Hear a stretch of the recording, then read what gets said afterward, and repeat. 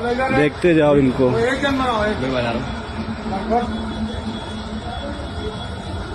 ये देखो, ये साला कटमुल्ला घुसा इसमें। अम्मी जान नहीं, कटमुल्ला है। शकल देख रहा हो इसकी। ये है बुर्के का फायदा, इसीलिए तो बुर्का बैन नहीं होने दिए जाते हैं। थोड़ी सी भी बुर्के की बात आती है तुरंत ये खड़े हो जाते हैं, शोर मचाने लगते हैं, इसीलिए बुर्का बैन नहीं होने दिए जाते हैं।